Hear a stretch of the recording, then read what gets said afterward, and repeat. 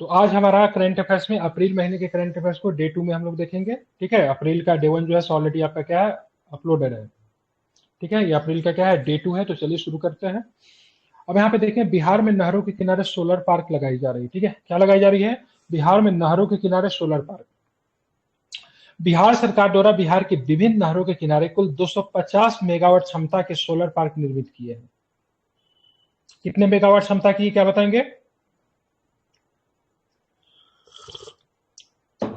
250। ठीक है, तो 250 मेगावाट क्षमता के सोलर पार्क निर्मित किए गए बिहार सरकार के द्वारा विभिन्न नहरों के किनारे।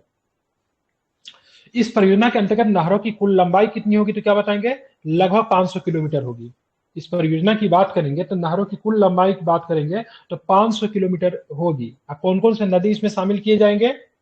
तो सोन नदी है, कोसी नदी है, गंडक नदी है, बागमती नदी है। ठीक है, मतलब नहरों निर्मित नहरों का उपयोग किया जाएगा इस परियोजना के लिए। विभिन्न नदियों से जो नहर जो निकलती है, जैसे सोन से निकला, कोसी हो गया, गंडक हो गया, बागमती आदि पर निर्मित नहरों का क्या किया जाएगा, उपयोग किया जाएगा। कितने किलोमीटर के लंबाई में आपको देखेंगे परियोजना का लाभ मिलेगा, मतलब सोलर पार्क जो लगाया जाएगा कितने कितने किलोमीटर? ठीक है, तो 500 किलोमीटर। क्षमता कितनी होगी? 250 मेगावाट वाली। ठीक है, अब कौन कौन सा नदी से निकलने वाला नहर है, तो क्या बताएंगे आप? सोन नदी, कोसी नदी, गंडक नदी, बागमती नदी। अब बात करूं इस परियोजना पे कुल परिव्यय कितना खर्च किया गया, तो 1.5 हजार करोड़। कितना? मतलब 1.5 हजार करोड़ रुपए का खर्च किया जा रहा है। इंपॉर्टेंट आपके लिए हो जाएगा ये जो आपका जो योजना है, योजना का नाम ध्यान में रखेंगे। बिहार में नहरों के किनारे जो सोलर पार्क जो लगाया जा रहा है, इसकी शुरुआत कहां से हो रही है?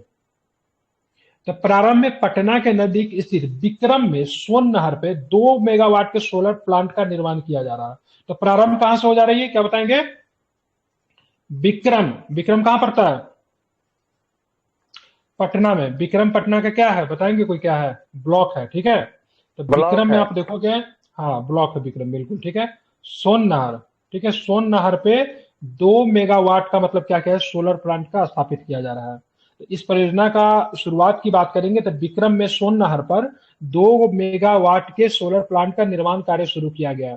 इस तरह नवादा के फुलवरिया झील पे 10 मेगावाट का सोलर प्लांट बनाया जाएगा। फुलवरिया झील जो भी चर्चा में रहा, किस जिला में पड़ता है, क्या बताएंगे? फुलवरिया झील। तो फुलवरिया झील आपको नवादा में, कहां पे है? नवादा में है। ठीक है, आवश्यकता क्यों पड़ी, इस परियोजना की आवश्यकता क्यों पड़ी? तो इस परियोजना की आवश्यकता राज्य सरकार को नवीकरणीय खरीद दायित्व के लक्ष्य को पूरा करने के लिए है। क्योंकि बिहार में पवन ऊर्जा, जल विद्युत ऊर्जा की क्षमता सीमित है, नहीं हो सकता ना। जल विद्युत ऊर्जा तो बहुत लिमिट ही आपको देखने को मिलेगा, क्योंकि बिहार में बहने वाली जो नदी, जो समुद्र तो है नहीं। नदी की बात करेंगे तो ध्यान में रखेंगे तो हिमालय वाली, मतलब वैसी नदी नहीं है जिसकी धारा बहुत ज्यादा स्पीड होता है। ठीक है, क्योंकि आरओपी, आरओपी का मतलब नवीकरणीय खरीद दायित्व को लक्ष्य को पूरा करने के लिए बिहार में सोलर पार्क क्या हो जा रहा है, विकसित हो जा रहा है। ठीक है, अब ये बिहार का बहुत सारा परियोजना है। कजरा सोलर प्लांट परियोजना कहाँ का है? इंपॉर्टेंट रखिए, जिला बहुत इंपॉर्टेंट है। कजरा सोलर प्लांट कहाँ पे है? ठीक है, लखीसराय में। लखीसराय में। ठीक है, ये पूछा था आपको 68 बीपीएससी में। कदीराबाद सोलर फ्लोटिंग की बात करेंगे तो दरभंगा में आपको पड़ता है। 68 बीपीएससी में पूछा था, तो हो सकता है हाँ 68 में ही पूछा था, बिल्कुल ठीक है। 69 में नहीं पूछा, 60 सॉरी 70 में कजरा पूछ दे। तो कजरा कहाँ पे है, फिर से रिपीट करूंगा मैं, लखीसराय में। अब कदीराबाद की बात करें, कदीराबाद कहाँ पे है, तो क्या बताएं? कदीराबाद फ्लोटिंग सोलर प्लांट 68 बीपीएससी में वो क्वेश्चन पूछा गया था, दरभंगा में। अब यहाँ पे 68 बीपीएससी में कमाल क्या किया था, दरभंगा सबको पता है भाई, floating solar plant, power plant जो दरभंगा में बनाया जा रहा है। एडिटोरिया वगैरह बुक में सब जगह लिखा है, जगह का नाम नहीं लिखा था। तो उसने जो 4 ऑप्शन दिए, चारों ऑप्शन में दरभंगा था। विद्यार्थी ने पहला ही देखा दरभंगा, टिक करके बाद में देखा नीचे सारा ही ऑप्शन दरभंगा है। उसमें जो एक्चुअली जो ऑप्शन जो था कदीराबाद होता। ठीक है, तो दरभंगा के कदीराबाद में कजरा सोलर प्लांट की बात करेंगे, कजरा लखीसराय के कजरा में। ठीक है, 254 मेगावाट बैटरी ऊर्जा भंडारण प्रणाली के साथ 185, ठीक है, सौर पीवी संयंत्र यहाँ पे स्थापित किया गया। ठीक है, कदीराबाद की बात करेंगे 2 मेगावाट क्षमता वाला है। ठीक है, तो ये भी आपको ध्यान में रखना है। एक प्रश्न एक बार और भी बता रहा हूँ, इस परियोजना की सोलर पार्क बनाने की जो परियोजना की शुरुआत हुई है, तो सबसे पहले कहाँ पे इसकी नींव रखी गई? 2 मेगावाट के सोलर प्लांट का निर्माण किया गया, कहाँ पे बताइए जरा।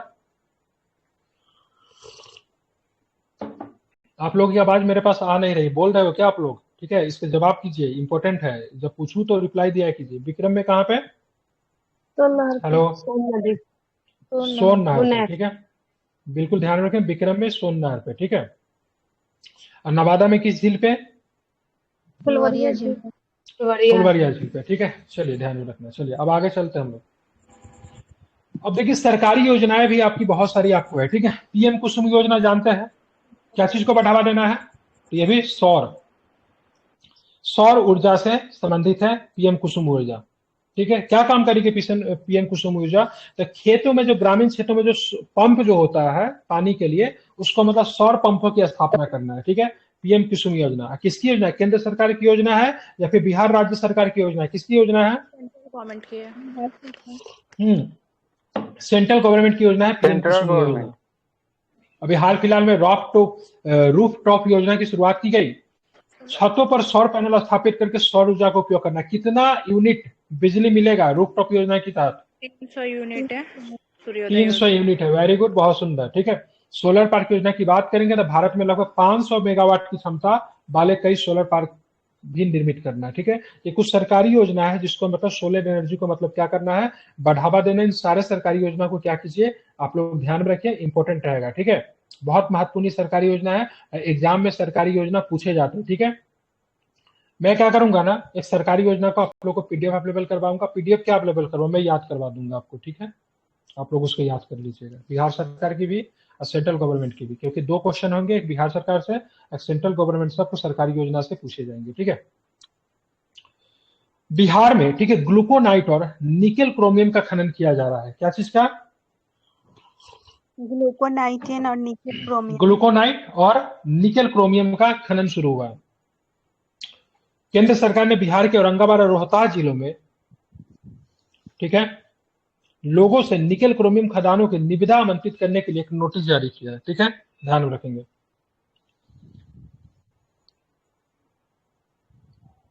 ठीक है, महत्वपूर्ण है, फिर एक बार बता रहा हूं, ठीक है। बिहार में कौन कौन 2 खनिज का नाम बताइए? ग्लूकोनाइट और निकेल क्रोमियम। बिल्कुल, ठीक है, तो ध्यान रखें, ग्लूकोनाइट की बात करेंगे, ठीक है, और साथ में अगर बात करेंगे, ठीक है, तो निकेल और क्रोमियम को भी आपको ध्यान में रखना है। केंद्र सरकार ने बिहार के औरंगाबाद और रोहतास जिलों में लोगों से निकेल क्रोमियम खदानों की निविदा आमंत्रित करने के लिए एक नोटिस जारी किया है। अब यहाँ पे देखिए, ब्लॉक का नाम आपके लिए इंपॉर्टेंट हो सकता है, ठीक है।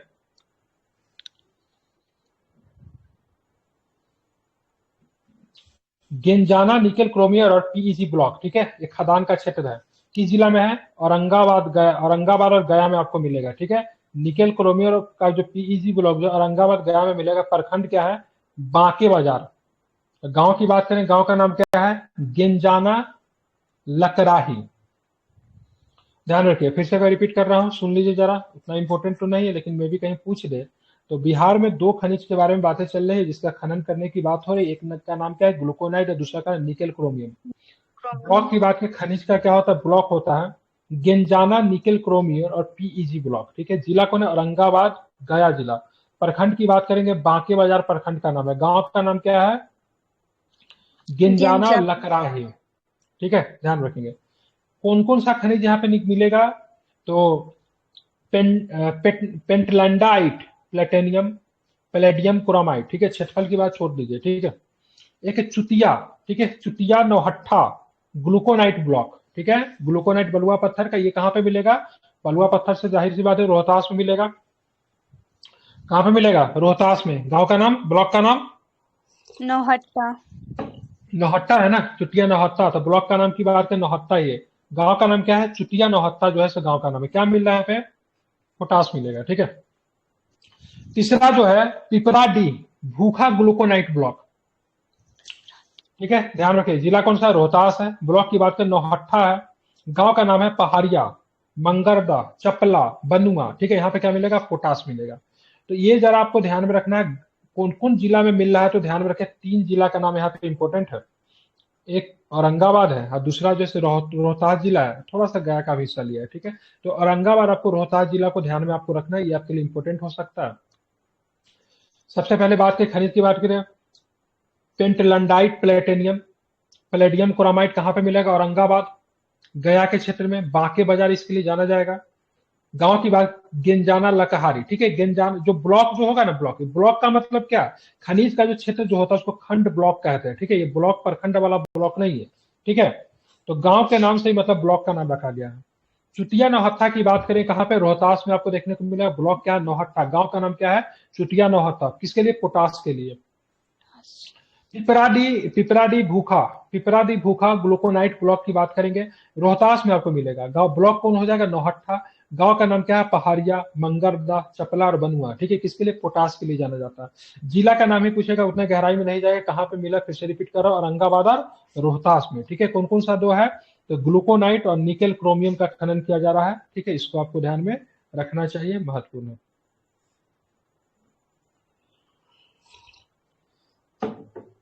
केंद्र सरकार ने नवंबर 2023 से बिहार में इन खदानों के विकास के लिए आदेश जारी किए हैं।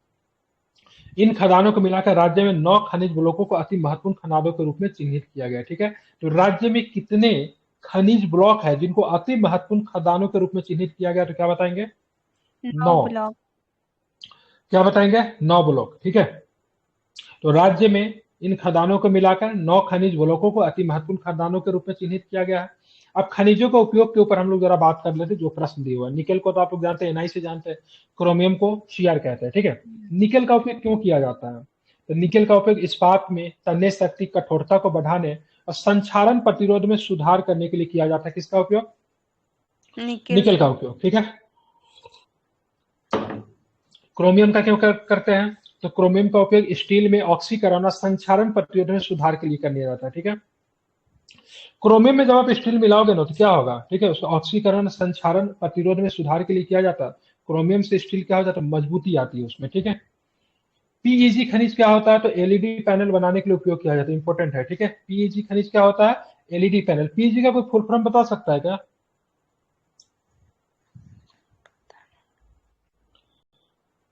ठीक है, पीईजी क्या होता है बताइए तो, पीईजी का फुल फॉर्म।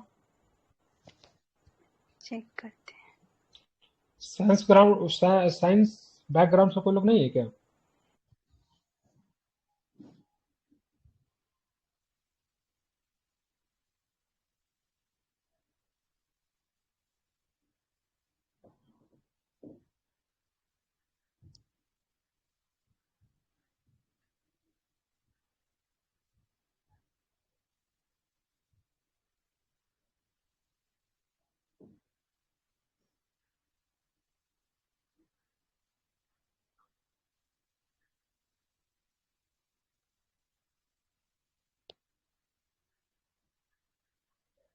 हेलो, आवाज आ रही है क्या?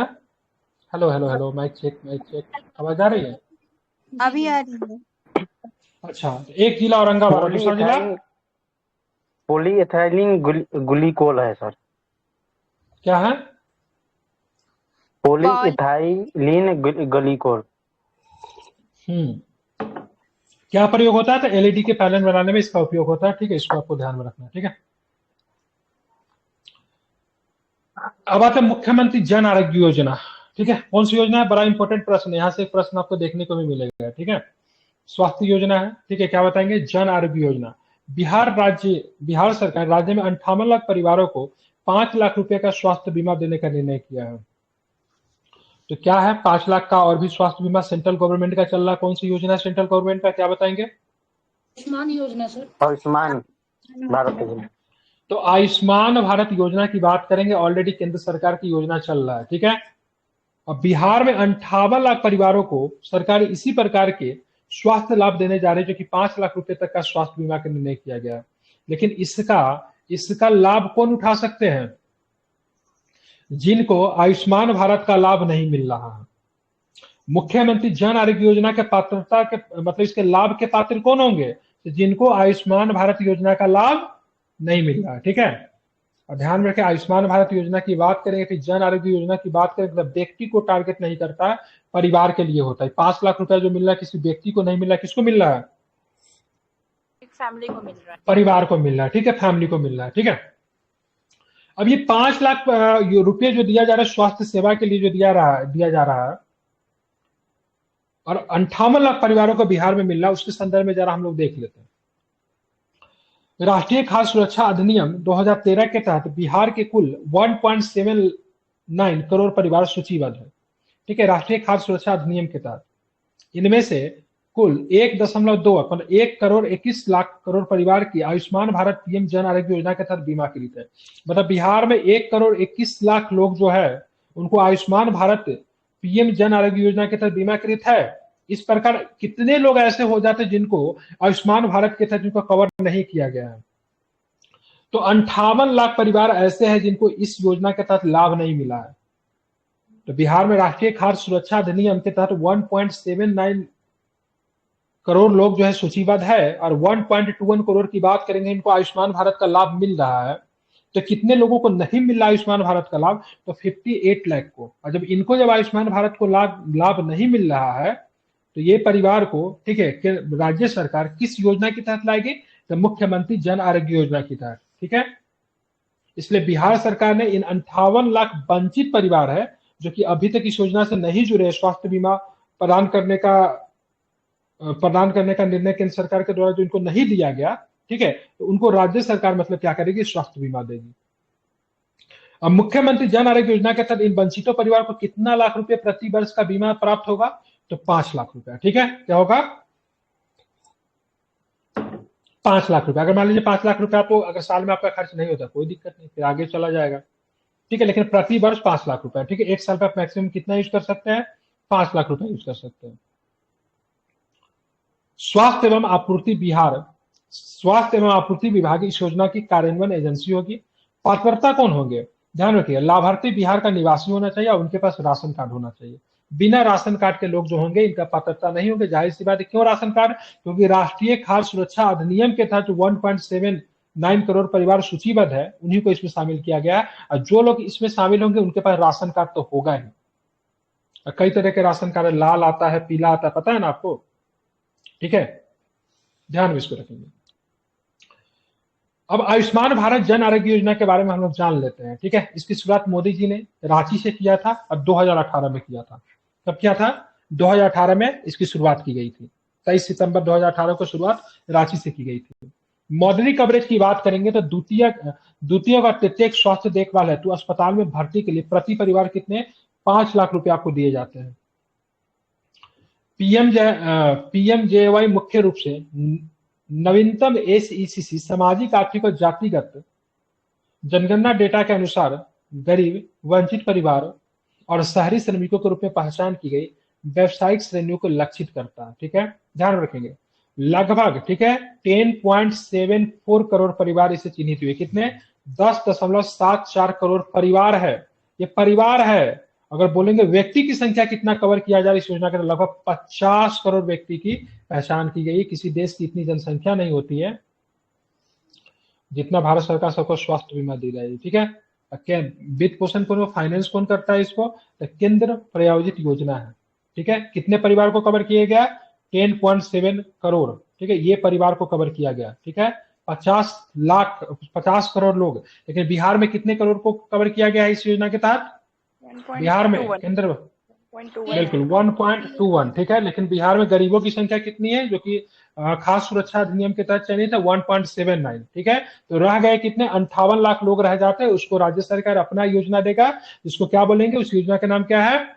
मुख्यमंत्री जन आरोग्य योजना, ठीक है। बाकी राशि की बात करेंगे तो दोनों को दोनों राशि समान है, मिलेगा परिवार को ही, व्यक्ति को नहीं मिलेगा। ध्यान में इसको रखना है। इसके पात्र कौन होंगे? जिनको इस योजना का लाभ नहीं मिल रहा है, ठीक है। हाँ बिल्कुल, वो भी होगा। साथ में ये भी कंडीशन है, आयुष्मान भारत योजना का लाभ उसको नहीं मिल रहा होगा, ठीक है।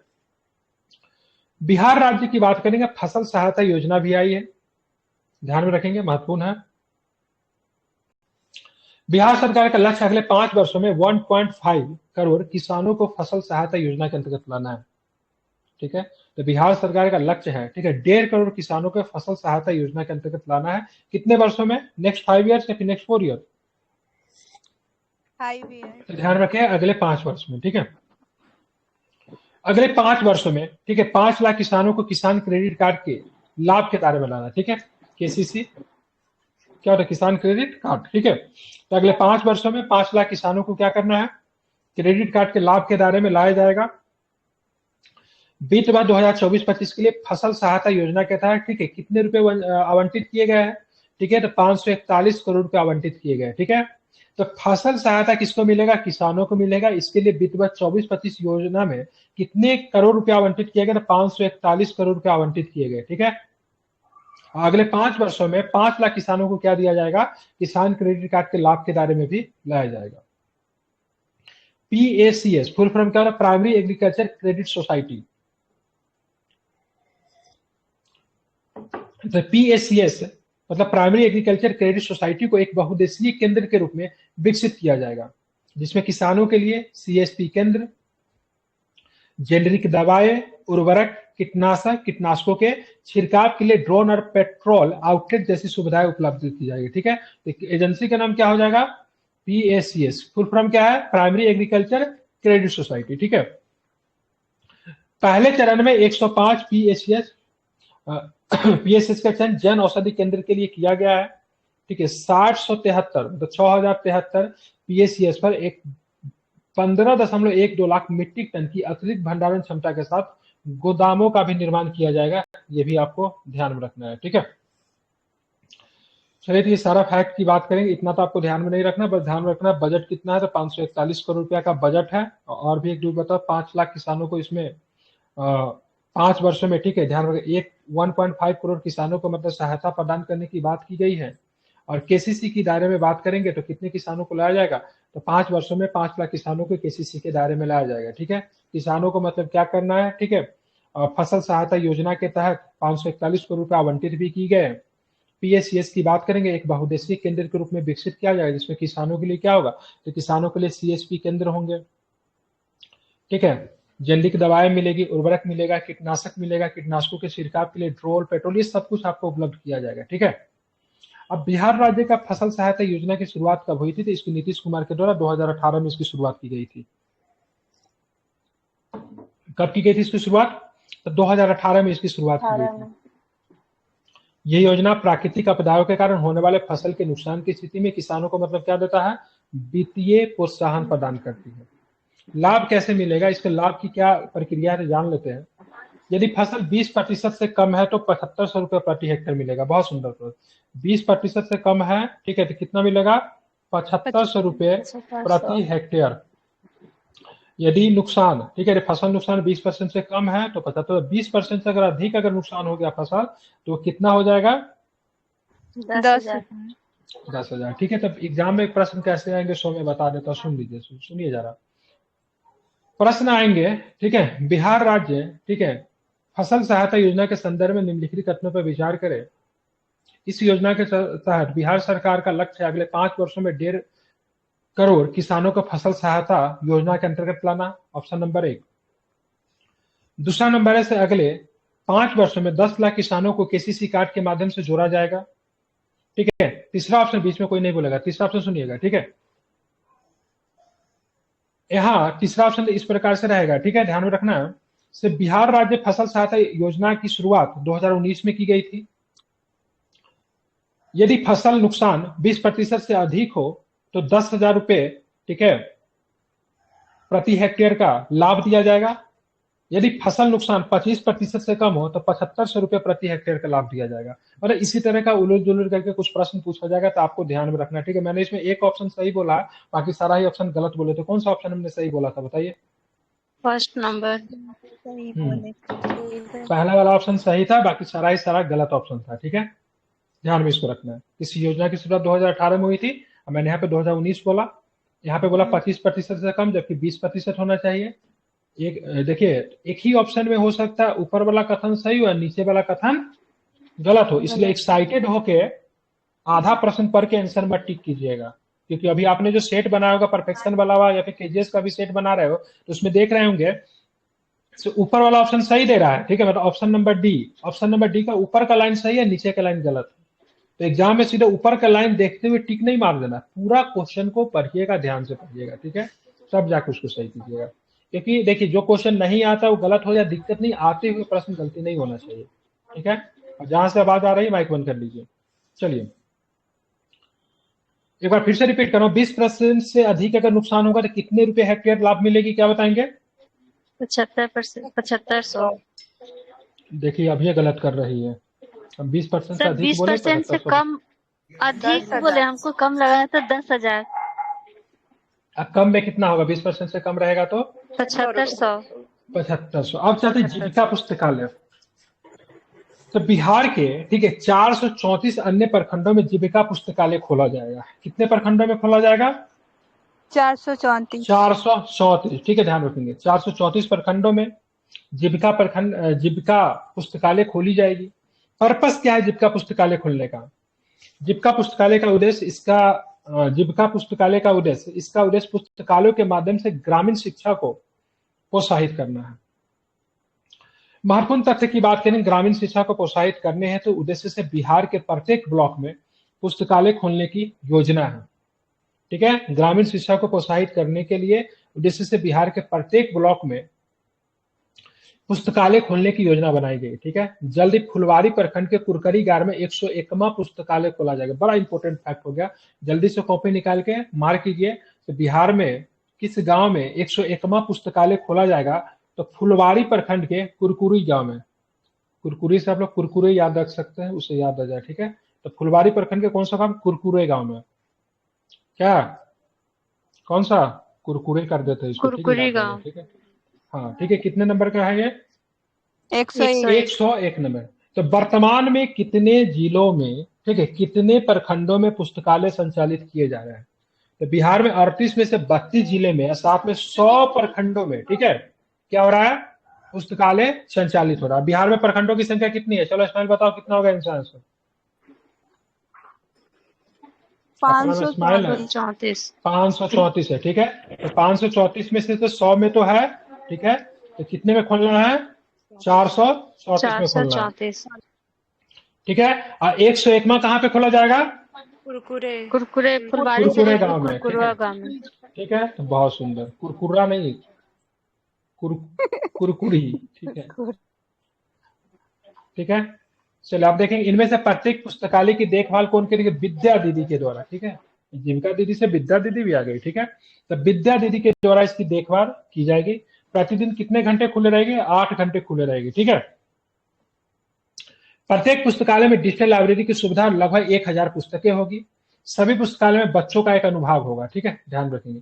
इसी प्रकार से जीविका सामुदायिक पुस्तकालय, ठीक है, खोला जाएगा। देख रहे हैं कौन कौन सी पुस्तकें मिलेगी? तो समय सामयिक पत्रिका, समय सामयिक समझ रही है ना, करंट अफेयर्स, ठीक है। दैनिक समाचार पत्र मिलेगा। प्रशासनिक सेवाएं की भी पुस्तक मिलेगी, ठीक है, यूपीएससी, बिहार पीसीएससी सबका, ठीक है। बीपीएससी, रेलवे, बैंकिंग परीक्षा की पुस्तकें मिलेगी, ठीक है। और इसको वहीं पे पढ़ के रख देना है, ठीक है, घर वापस लेके नहीं आना है, ठीक है, ध्यान में रखना। अगर आसपास में अगर मिले, पढ़ने के बाद छोड़ के आना है, वापस लेके नहीं आना है, ठीक है। पुस्तकालय में और क्या क्या सुविधा मिली? एसी है कि नहीं है भाई? ठीक है। नौकरी एवं प्रतियोगी परीक्षाओं के हेतु मार्गदर्शन भी दिया जाएगा। ग्रामीण प्रतिभागियों के लिए विशेषज्ञों से कैरियर परामर्श दिया जाएगा। लघु प्रशिक्षण पाठ्यक्रम का आयोजन किया जाए। जिन महिलाओं की पढ़ाई छूट गई है उन्हें शिक्षण संस्थाओं में प्रवेश पाने के लिए सहायता कार्यक्रम भी दिया जाएगा, ठीक है। एसी नहीं है इसमें, ठीक है, इसको ध्यान में रखिएगा। समझ गए? क्या याद रखना है? 101वां नंबर पुस्तकालय याद रखना है। बिहार के 434 प्रखंडों में स्थापित किया जाएगा। टोटल प्रखंडों की संख्या 534 है। 101वां नंबर प्रखंड की बात करें फुलवारी में, ठीक है, कुरकुरी, ठीक है, हाँ। अब चलेंगे, हम लोग देखेंगे बिहार में बुनियादी ढांचे का विकास किया गया। बिहार में बुनियादी ढांचे का विकास, हालांकि बिहार में पुल गिर रहा है दूसरी बात है, 3 को पुल अभी हाल फिलहाल में गिर गया बारिश आने से पहले ही, लेकिन बिहार सरकार बुनियादी ढांचे के विकास में किसी प्रकार की कोई कमी नहीं छोड़ रही है। इसके लिए 4446.188 करोड़ रुपए की कुल 3618 परियोजनाओं का उद्घाटन कर दिया। दूसरी बात है बाद में समाप्त हो जाए कोई दिक्कत नहीं है, लेकिन फिलहाल उद्घाटन हो गया है, ठीक है। 21 फरवरी 2024 को मुख्यमंत्री नीतीश कुमार ने पटना से, ठीक है, 4446.188 करोड़ रुपए की 3618 परियोजनाओं का उद्घाटन किया। ठीक है, 18 दूना 36। ठीक है, क्या है, कौन कौन सा परियोजनाएं देखेंगे यहाँ पे। तो देखिए कुल 3618 परियोजनाओं में, ठीक है, 3590 ग्रामीण सड़कें हैं, 28 सड़क पुल है। ठीक है, कितने हैं, 28 की बात करेंगे सड़क पुल है जो कि कुछ दिनों के बाद गिर जाएगी। ठीक है, और इसमें ग्रामीण सड़क कितने हैं, 3590 जो कि 1 साल तक ही चलेगी। ठीक है, इन सड़कों और पुलों का निर्माण कौन करेंगे, राज्य की, ठीक है, राज्य की विभिन्न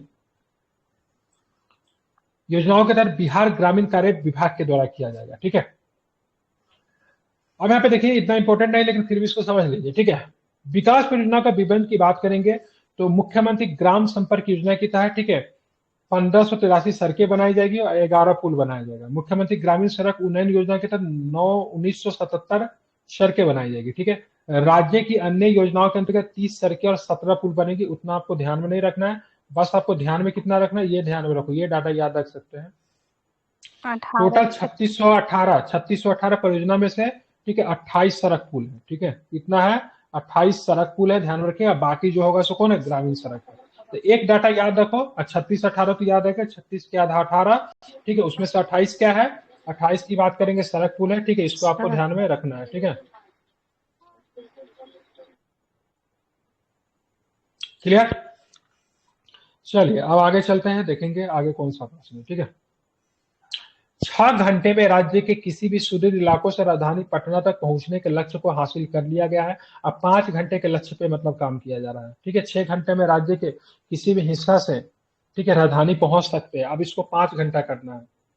ग्रामीण कार्य विकास का वार्षिक बजट जो वित्त वर्ष 2007-8 में केवल 1390 करोड़ था, 7-8 में, अब वित्त वर्ष 23-24 उसको बढ़ाकर 11,569 करोड़ रुपया कर दिया गया, जो कि काफी ज्यादा है। ठीक है, मुख्यमंत्री ग्रामीण सड़क उन्नयन योजना वर्ष 2023 में बिहार में ग्रामीण सड़कों के रखरखाव के लिए शुरू की गई थी। ठीक है, तो मुख्यमंत्री ग्रामीण सड़क उन्नयन योजना की बात की शुरुआत कब हुई थी, 2023 में इसकी शुरुआत हुई है। और शुरुआत होने का उद्देश्य क्या था, तो क्या बताएंगे, ग्रामीण सड़कों के रखरखाव के लिए इसकी क्या थी, शुरुआत की गई थी। अब बिहार के अन्य बुनियादी योजना की बात करेंगे तो ग्रामीण टोला संपर्क निश्चय योजना है, मुख्यमंत्री ग्रामीण गली नाली निश्चय योजना है। सुलभ संपर्कता की बात करेंगे तो सुलभ संपर्कता में क्या था, मतलब गांव का आप देखते, गांव का जो सड़क जो होता है उसको मतलब क्या करना है, मेन हाईवे के साथ मतलब क्या करना है, कनेक्ट कर देना। जैसे आप कभी कभी हाईवे वगैरह पे सफर कीजिएगा ना, शहर कीजिएगा ना, देखिए बगल बगल से ना क्या होता है, सड़क सब आके कनेक्ट होते होती है ना, हाँ होती है ना। अब बड़ा खतरनाक भी होता है वो। ठीक है, गाड़ी जब हाईवे पे जब तेजी से जब चला रहा है और देखिए सुई से ना कोई निकाल देगा। ठीक है, वो एक्सीडेंट का भी एक रीजन है। तो देखिए बगल बगल से बहुत सारा गांव में छोटी छोटी सड़कें मतलब कनेक्ट होती है। फिर गांव में अगर जाना तो हाईवे से उतर के आपको घूम के लेफ्ट राइट करके जाना पड़ेगा। ठीक है, ये सुलभ संपर्कता जो था, जो कि मतलब क्या करना था, कनेक्टिविटी को तेज करना था, जो 7 नीचे 2.0 के तहत भी इसको शामिल किया गया था। ये भी आपको ध्यान में रखना है। ठीक है, ठीक है, ध्यान में इसको रखना है। ठीक है,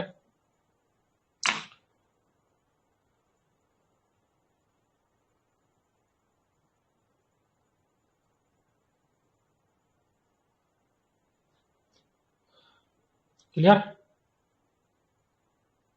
ये इंग्लिश में पीडीएफ किधर है, एनीवन टैग में लिंक। ठीक है, सारा ग्रुप में रखा हुआ है। ठीक है, आप ढूंढेंगे तो मिल ही जाएगा। ठीक है, चलिए अब चलेंगे यहाँ पे, आप देखेंगे कितना हो गया, आधा घंटा हो गया क्या, थोड़ा सा इस टॉपिक को खत्म करते हैं। ठीक है, टर्न द बस ऐप। ठीक है, क्या लिखा हुआ है, टर्न द बस, ठीक है, ऐप। ठीक है, इसको ध्यान रखेंगे। ठीक है,